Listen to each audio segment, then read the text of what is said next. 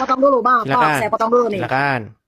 Bagaimana kalau ternyata tafsiran Abang salah tentang orang Islam hanya membaca Arabnya saja, tidak dengan artinya? Anda sebagai seorang muslimah boleh saya tes? Boleh?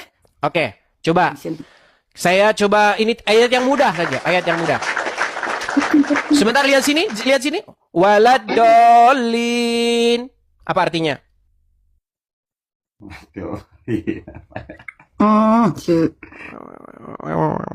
Macet. Kan sudah saya bilang itu faktanya saja terjadi kepada diri Saya Anda. menghafal dari atasnya dulu. Saya menghafal dari atasnya dulu. Ya bilang saja Google dulu. Enggak. HP saya kan ini dipakai. Bismillahirrahmanirrahim. Alhamdulillahirabbil alamin. Arrahmanirrahim. Maliki yaumiddin. Iyyaka na'budu wa iyyaka nasta'in. Ihdinas siratal mustaqim. Siratal ladzina an'amta 'alaihim ghairil maghdubi 'alaihim waladdallin. Artinya waladdallin? Waladdallin aja. Bentar, dari bismillah dulu ya, saya menghafal dulu.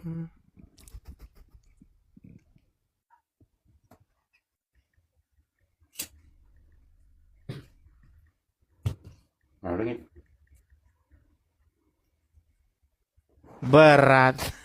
Makasih, Pak. Kan ngapalin dulu dari awal, Bang. Iya, artinya saya bukan cari hafalannya, artinya, Iya, tapi harus kan saya Google dihafal dulu. dulu, Bang.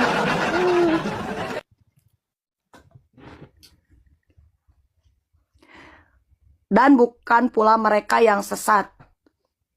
Betul? Iya, artinya sebenarnya ini saya langsung saja omongan ustadznya. Coba dengarkan ya, dengarkan nih. Kita bangga menghafal Al-Quran tapi tidak memahami Al-Quran. Senang mengulang berbahasa Arab tapi tidak mengerti bahasa Arab. Suka membaca Al-Quran tapi tidak memahami maknanya. Akhirnya apa? Menjadi keledai di Indonesia. Lah itu memang begitu kenyataannya. Artinya apa? Artinya harus ada sebuah gebrakan nih, reformasi di dalam tubuh Islam. Bahwa yang selama ini yang digembar-gemborkan oleh kiai, oleh ustadz, udahlah baca artinya dapat pahala. Jangan seperti itu. Orang itu tambah tahun, tambah modern, tambah maju, bukan tambah gublok. Kalau ulama terdahulu bilang seperti itu zaman dulu. Sekarang sudah modern, seperti kata Jamrud. Dulu Rahma Sinta, sekarang si Madonna. Dulu Gatot Kaca, sekarang John Travolta. Begitu loh. Kita ini udah makin modern loh. Masa kita kalah sama orang terdahulu? Kalau zaman dulu ustadz sudah nyekokin santri-santri, baca Arabnya dapat pahala. Sekarang kita itu baca maknanya. Kan sudah ada lagunya. Tambah hati. Ada 5 perkaranya. Yang pertama baca Quran dan maknanya. Nah maknanya ini orang lupa. Nah cuma nanti waktu baca maknanya orang berbondong-bondong jadi Kristen. Nah itu dia permasalahannya. Begitu.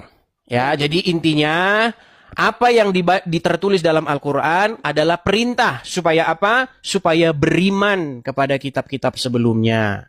Bukan beriman kepada kitab-kitab sesudah Al-Quran. Makanya sekarang ini kesimpulan saya, mungkin kebanyakan orang baca Al-Quran itu sambil koprol. Makanya suruh beriman kepada sebelumnya, malah beriman kepada sesudahnya. Akhirnya beriman kepada kitab fikih. Beriman kepada kitab kuning. Kitab tamasya ke surga yang burungnya berdiri 70 tahun tidak lepas-lepas. Itu memang begitu. Coba, apa mau saya putarkan di sini? Bagaimana ceramah-ceramah ustadz-ustadz? Buat apa, Bang? Ya, untuk membuktikan bahwasanya yang diimani oleh mayoritas umat sekarang bukan kitab-kitab sebelumnya, tapi kitab-kitab sesudahnya yang mengajarkan hal-hal yang aneh-aneh. Contohnya begini. Nih ya, saya putarkan ya.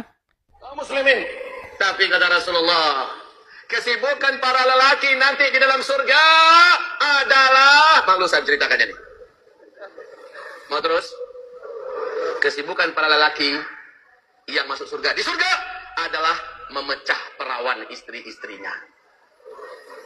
Perawan terus. Habis malam pertama dapatkan perawan istri, selesai dia perawan lagi. Gitu. Serius Pak. Bagusnya ibu-ibu gak ikut dengar pengajian ini.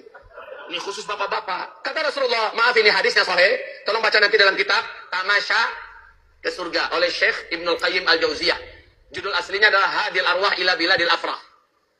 Rasul berkata, maaf, zakar laki-laki ketika dia berdiri karena syahwat selama 70 tahun berdirinya. Yes. Nah, itu kitab-kitab yang ada di rumah orang-orang Islam adalah kitab Tamasya ke Surga, kitab Syekh Amma, Syekh Udin, Syekh itu. Padahal tidak pernah di dalam Al-Quran disuruh beriman kepada kitab-kitab itu. Itulah yang sedang saya suarakan di sini.